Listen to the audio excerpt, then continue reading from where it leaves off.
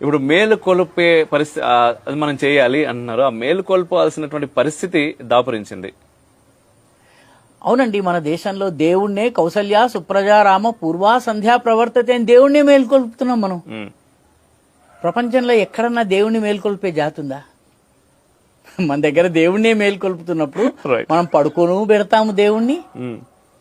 జో అచ్యుతానంద జోజో ముకుంద అని పడుకోను పెడతాము. కౌసల్య పూర్వా సంధ్యా ప్రవర్తతే ఉత్తిష్టం దైవమాహ్నికం అని చెప్పి నీ పనులని మనం లేపుతున్నప్పుడు ఈ దేశ ప్రజలను కూడా లేపాల్సినటువంటి అవసరం ఉంటుంది. అది మన ఆ రకంగా పనిచేసేటటువంటి ఒక అవేర్ వర్గం ఉండాలి.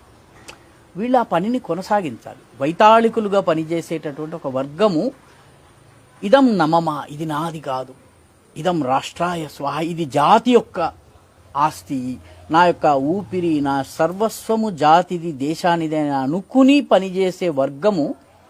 దానికి మీరు ఏ పేరన్నా పెట్టుకోండి, వాడు ఉంటే మిగతా అంతా ఉంటారు. రాముణ్ణి తయారు చేసింది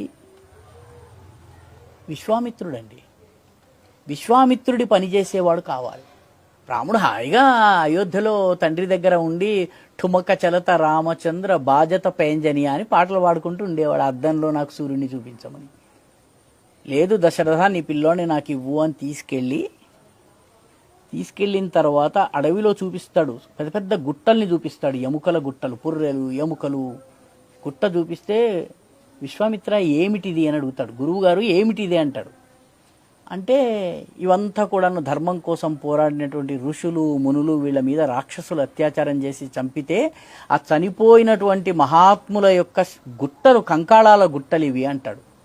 ఆ క్షణంలో ఆ బాలరాముడు ప్రతిజ్ఞ చేస్తాడండి. ఏమని ప్రతిజ్ఞ చేస్తాడంటే తులసీదాస్ రామాయణంలో చెప్తారు, నిశచర హీన కరవు మహి భుజ ఉఠాయ ప్రణకీని. భుజములు ఎత్తి రాముడు ప్రతిజ్ఞ చేస్తాడు, ఈ ప్రపంచాన్ని రాక్షస విహీనంగా చేస్తానని. సో రాముడిలో నేను ఈ ప్రపంచాన్ని రాక్షస విహీనంగా చేస్తానన్న ప్రేరణ ఇవ్వగలిగిన విశ్వామిత్రుల్ని తయారు చేయాల్సిన అవసరం ఉంది. రాముడు ఆటోమేటిక్గా తయారవుతాడు.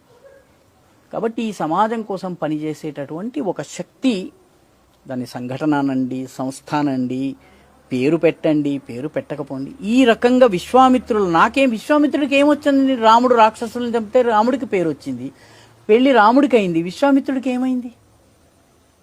విశ్వామిత్రుడు రామాయణంలో కేవలం రాముల వారికి ఆ ఎముకల గుట్టలు చూపించి, అదిగో హోమాల్ని రాక్షసులు ధ్వంసం చేస్తున్నారు, కాపాడమని చెప్పి అంటాడు. అదిగో తాటకి, దాన్ని వధించు, తాటకిని వధించు, అది స్త్రీ అని చూడక దాన్ని వధించు అంటాడు. ఆ తర్వాత విశ్వామిత్రుడు ఎక్కడ పోయాడు?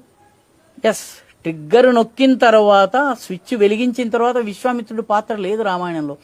ఈ దేశానికి విశ్వామిత్రుల అవసరం ఉన్నది. విశ్వామిత్రుల్ని తయారు చేసేటటువంటి వ్యవస్థని మనం బలోపేతం చేస్తే రాములు ఆటోమేటిక్గా పుట్టుకొస్తారండి.